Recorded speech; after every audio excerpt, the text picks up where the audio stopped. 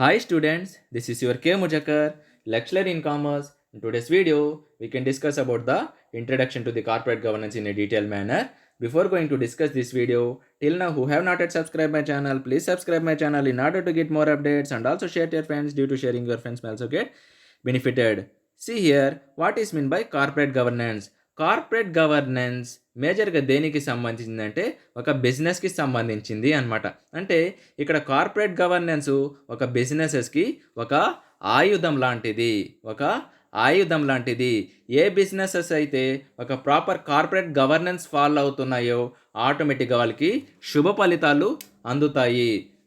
10 కాలాల పాటు వాళ్ళకి లాభాలతో శుభ ఫలితాలు వర్ధిల్లుతూనే ఉంటుంది అని నేను చెప్తున్నాను. ఎందుకంటే కార్పొరేట్ ఇప్పుడు నేను చెప్పినాను, వాళ్ళకి ఆటోమేటిక్గా మేజర్ ప్రాఫిట్స్ వస్తాయి, మంచి గుడ్ విల్ కూడా రావడం అనేది జరుగుతుంది. అంటే ఇక్కడ ఏమిటంటే కార్పొరేట్ గవర్నెన్స్లో ఏమున్నట్టు అంటే ఇక్కడ మనం చెప్పుకుందాం. కార్పొరేట్ గవర్నెన్స్ ప్రతి బిజినెస్కి ఏం చూపిస్తుందంటే ఒక వే అనేది చూపిస్తుంది. ఏ టైప్ ఆఫ్ వే అంటే ఏ రూపంలో వెళ్ళాలి, ఏ రూపంలో వెళ్తే మనము సక్సీడ్ అవుతామంటే ఇక్కడ ఏమిటంటే కార్పొరేట్ గవర్నెన్స్లో ఏమిటంటే ప్రాపర్ రూల్స్ అండ్ రెగ్యులేషన్స్ ఉంటాయి. ప్రాపర్ రూల్స్ అండ్ రెగ్యులేషన్స్ ఉంటాయి. ఏ ఏ టైంలో ఏ విధంగా వెళ్ళాలి, ప్రాపర్ రూల్స్ అండ్ రెగ్యులేషన్స్, ఒక ప్రోటోకాల్ ఉంటుంది. దాంతోపాటు ఒక కార్పొరేట్ గవర్నెన్స్ ఇంకా ఏం చెప్పిస్తుందంటే ప్రతి బిజినెస్కి ఎథికల్ వేలో వెళ్ళండి, ఎథికల్ వేలో వెళ్ళండి అని. ఎందుకు కార్పొరేట్ గవర్నెన్స్ మేజర్గా ఈ బిజినెస్కి ఇంప్లిమెంట్ చేయబడిందంటే ఇక్కడ మనం విందాం. ఇప్పుడు ఒక బిజినెస్ అనేది ఒకటి మేజర్గా చెప్పుకోవాల్సింది, ఇది ఒక మైక్రో ఆస్పెక్ట్ కాదు, ఇది ఒక మ్యాక్రో ఆస్పెక్ట్, ఫస్ట్ పాయింట్. ఇంకా సెకండ్ పాయింట్ మేజర్గా చెప్పుకోవాలంటే అందరూ ఒక ఇంటర్నల్ యూజర్స్ ఆఫ్ ఆర్గనైజేషన్ కానీ ఎక్స్టర్నల్ యూజర్స్ ఆఫ్ ఆర్గనైజేషన్ కానీ మేజర్గా దేనిపైన ఆధారపడి ఉంటారంటే ఒక బిజినెస్ పైనే ఆధారపడి ఉంటారు. ఇప్పుడు ఒక proper rules and regulations follow కాలేదు అనుకుందాం. ప్రతి బిజినెస్ కార్పొరేట్ గవర్నెన్స్ ఫాలో కావలేదు. అప్పుడేమవుతుంది, వీళ్ళకి ఎవరు న్యాయం చేస్తారు? అవునా కదా. వీళ్ళపైన ఒక బిజినెస్ అంటే అది చిన్న తరహా అయినా సరే, పెద్ద తరహా అయినా సరే చాలామంది ఆధారపడి ఉంటారు. ప్రత్యేకంగా ఒక పెద్ద బిజినెస్ అనుకోండి, కొన్ని లక్షల మంది ఆధారపడి ఉంటారు అవునా కదా. ఇప్పుడు ఫర్ ఎగ్జాంపుల్ ఒక టాటా ఇలాంటి రిలయన్స్ అంటే కొన్ని కోట్ల మంది ఆధారపడి ఉంటారు. అలాంటి వాళ్ళకి మనము అన్యాయం అనేది జరగకూడదు. అందుకని కార్పొరేట్ గవర్నెన్స్ అనేది ఒక ప్రాపర్ రూల్స్ అండ్ రెగ్యులేషన్స్. ఇక్కడ చాలామంది ముందు కష్టపడి కమిటీస్ ఏర్పడి ఏ విధంగా వెళ్ళాలని డిజైన్ చేసినారంట ఒక కార్పొరేట్ గవర్నెన్స్ అంటే ఏమిటంటే ముందు ప్రత్యేకంగా ఒక 100 సంవత్సరాలకు ముందు, దానికి ముందు ఎప్పుడో నుంచి మనకి బిజినెసెస్ అయితే ఉంది, కానీ ఒక ప్రాపర్ కార్పొరేట్ గవర్నెన్స్ అనేది లేదు. దీని యొక్క ప్రాముఖ్యత, దీని యొక్క అవేర్నెస్ సొసైటీలో కానీ దీని యొక్క ఎఫెక్టివ్నెస్ ఎప్పటి నుంచి వచ్చిందంటే మేజర్గా 1991 నుంచే దీని యొక్క ఎక్కువ ఎఫెక్టివ్నెస్ అనేది రావడం అనేది జరిగింది. ఇప్పుడు ఇక్కడ మన స్క్రీన్ పైన ఇప్పుడు మీకు క్లారిటీ ఇస్తాను. ఇప్పుడు మీకు what is mean by corporate governance అంటే మీకు అర్థమై ఉంటుంది. అంటే ఏ బిజినెస్ అయితే ఒక ప్రాపర్ రూల్స్ అండ్ రెగ్యులేషన్స్తో, ఒక ఎథికల్ మోడ్తో తన యొక్క బిజినెస్ అనేది చేసుకుంటుందో, ఒక ప్రాపర్ గవర్నెన్స్ అనేది ఫాలో అవుతుందో, ఆటోమేటిక్గా ఆ యొక్క కంపెనీకి కంపల్సరీ బిజినెస్లో ప్రాఫిట్స్ రావడమే కాదు, మంచి గుడ్ విల్ కూడా సొసైటీలో సంపాదించుకుంటుంది. ఇక చూడండి స్క్రీన్ ప్రకారం ఇప్పుడు నేను చెప్తా. Corporate governance has in recent years succeeded in attracting a good deal of public interest because of its apparent importance of the economic health of corporations in society in general. అంటే నేను ఇప్పుడే చెప్తున్నాను కదా, corporate governance ఇప్పుడు రాబోయే కాలాల్లో మంచిగా success అనేది సాధించింది. ఏ విధంగా సక్సెస్ సాధించిందంటే అందరూ ఒక ప్రాపర్ మోడ్లో వెళ్తుంటే ఆటోమేటిక్గా, ఒక ప్రాపర్ రెగ్యులేటెడ్ మోడ్లో వెళ్తుంటే ఆటోమేటిక్గా ఏమవుతుంది, తప్పకుండా సక్సెస్ అనేది వస్తుంది. అవునా కదా. అదేవిధంగా ఇక్కడ కూడా కార్పొరేట్ గవర్నెన్స్ ఇప్పుడు రీసెంట్ ఇయర్స్లో ఏమైందంటే మంచి సక్సెస్ బాటలో పెట్టింది. దేంట్లో సక్సీడెడ్ అయిందంటే in attracting a good deal of public interest. అంటే ఒక పబ్లిక్ ఇంట్రెస్ట్ దాంట్లో సక్సీడ్ అయిందనే చెప్పుకోవచ్చు. నేను కూడా యాక్సెప్ట్ చేస్తున్నాను, అగ్రీ చేస్తున్నాను. Because of its apparent of the economic health of corporations. ఎందుకంటే ఏదైతే ఇప్పుడు కార్పొరేట్ గవర్నెన్స్ ఫాలో అవుతున్నారో ఆటోమేటిక్గా ప్రతి ఒక్క బిజినెస్ ఏ విధంగా ఉందంటే ఎకనామిక్గా హెల్తీగా ఉంది. దాంతోపాటు సొసైటీలో కూడా మంచి హెల్తీగానే ఉందని చెప్పుకోవచ్చు.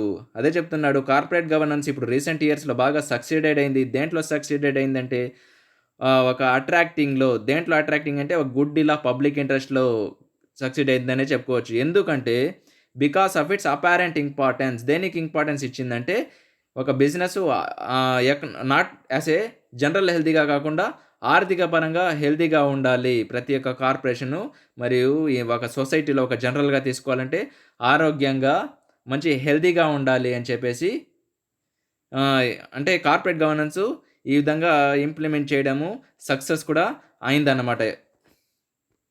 ఇంకా క్లారిటీగా చెప్పుకోవాలంటే however the concept of corporate governance is purely defined because it potentially covers a large number of distinct economic phenomena. As a result, different individuals have come up with different definitions that basically reflect their special interest in the field. కాకపోతే ఏమిటంటే మనకు తెలిసిందే ఇక్కడ ఏమిటంటే different individuals ఏం చేసినారంటే వాళ్ళకి నచ్చినట్టుగా different definitions ఇచ్చినారు. థింక్ దట్ ఇప్పుడు నేను ఒక రూల్స్ అండ్ రెగ్యులేషన్స్ వింటే మీరు ఒక రూల్స్ అండ్ రెగ్యులేషన్స్ వింటారు. ఇంకొకరు వేరే విధంగా రూల్స్ అండ్ రెగ్యులేషన్స్ ఇస్తారు. అంటే what ever it may be corporate governance ఒక రాబోయే కాలంలో ఏమైందంటే మంచి సక్సెస్ అనేది సాధించాలి. అయిందనే చెప్పుకోవచ్చు. ఎందుకంటే మంచిగా పబ్లిక్ ఇంట్రెస్ట్‌లో మంచిగా అట్రాక్ట్ చేసుకునింది. మేజర్‌గా ఎందుకు అని చెప్పుకున్నట్టయితే యొక్క importance of economic health of the corporations దాంతో పాటు ఒక సొసైటీలో కూడా మంచిగానే విజయం సాధించిందని కూడా చెప్పుకోవచ్చు. కాకపోతే లార్జ్ నంబర్ ఆఫ్ మన యొక్క మేజర్ ఒక మ్యాక్రో సొసైటీలో చాలామంది చాలా డెఫినిషన్స్ కూడా ఇవ్వడం అనేది జరిగింది అని కూడా చెప్పుకోవచ్చు. And at it broadcast corporate governance comprehend the framework of rules and relations. ఇప్పుడే నేను చెప్పుకున్నాను కదా! కార్పొరేట్ గవర్నెన్స్ అంటే ఏమిటంటే ఒక ఫ్రేమ్‌వర్క్ ఆఫ్ ఒక రూల్స్ అండ్ రెగ్యులేషన్స్, ఒక రిలేషన్‌షిప్స్, ఇది ఒక సిస్టమ్. అంటే ఒక సిస్టమ్ ప్రకారం పోతే ఆటోమేటిక్‌గా ఎవరికీ ఎఫెక్ట్ ఉండదు కదా! ఇది ఒక ప్రాసెస్ అనే చెప్పుకోవచ్చు. ఎందుకంటే ఇది ఒక షార్ట్ టర్మ్ ప్రాసెస్ కాదు. ఇది ఒక కంటిన్యూస్‌లీ దీనికి ఏమిటంటే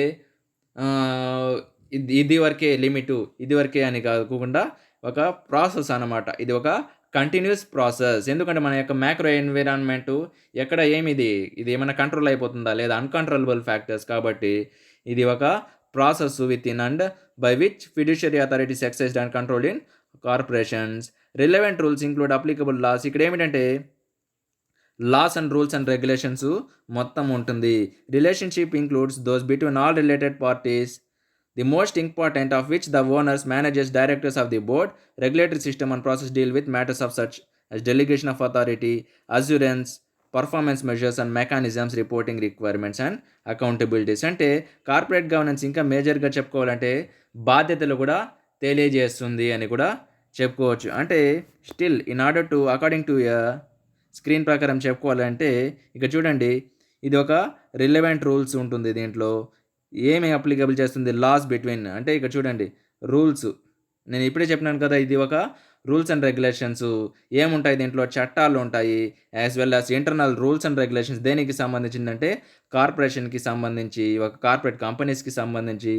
ఇంకా relationship includes those between all related parties. అంటే ఒక రిలేటెడ్ పార్టీస్‌లో దాని యొక్క రిలేషన్‌షిప్ కూడా చెప్తుంది. ఇప్పుడే నేను చెప్పుకున్నాను కదా! కార్పొరేట్ గవర్నెన్స్ అంటే ఏమిటంటే ఒక బిజినెస్‌కి ప్రాపర్‌గా ఎథికల్‌గా ఏ విధంగా వెళ్ళాలని కూడా చెప్పిస్తుంది. ఇంకా చెప్పుకోవాలంటే మేజర్‌గా managers, directors of the board when such entity exist. ఇంకా for regulatory authorities and to a lesser extent employees and the community at large. ఇంకా చెప్పుకోవాలంటే ఇది ఒక systems and process deal with.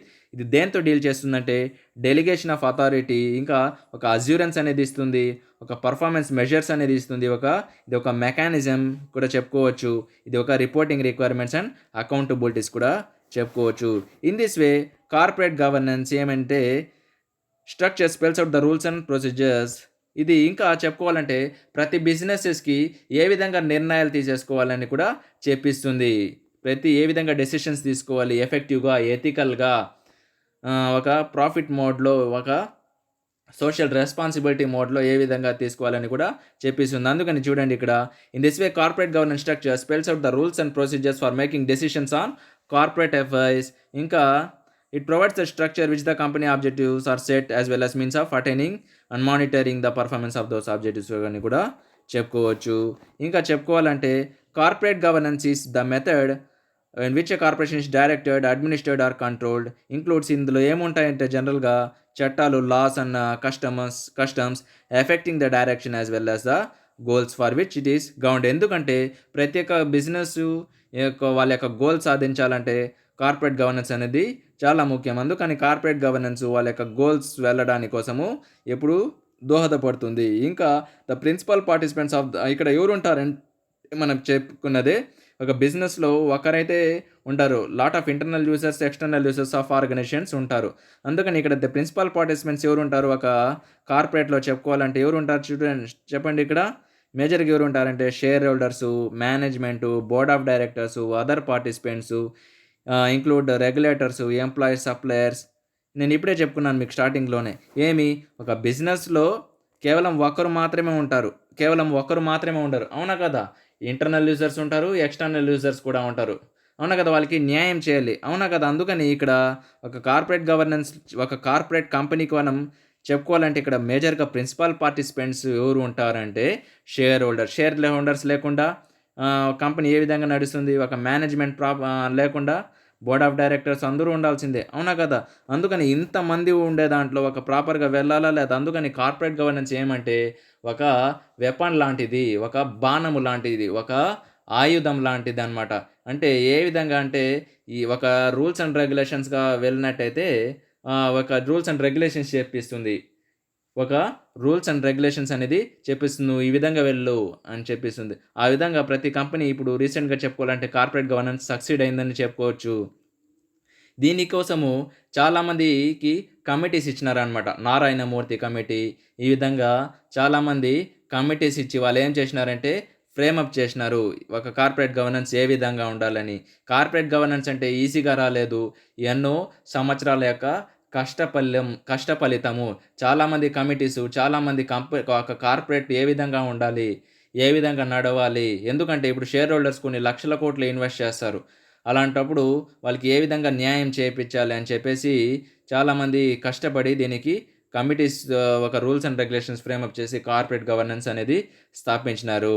ఒక కాన్స్టిట్యూషన్‌ను ఎందుకు స్థాపించినారు? ఒక ప్రాపర్‌గా ఒక రాజ్యాంగం యొక్క ప్రజలు ఒక ప్రాపర్‌గా వెళ్ళాలని చెప్పేసి. అదేవిధంగా కార్పొరేట్ గవర్నెన్స్ కూడా ఆ విధంగానే అని నేను చెప్పుకుంటున్నాను. Thanks for watching.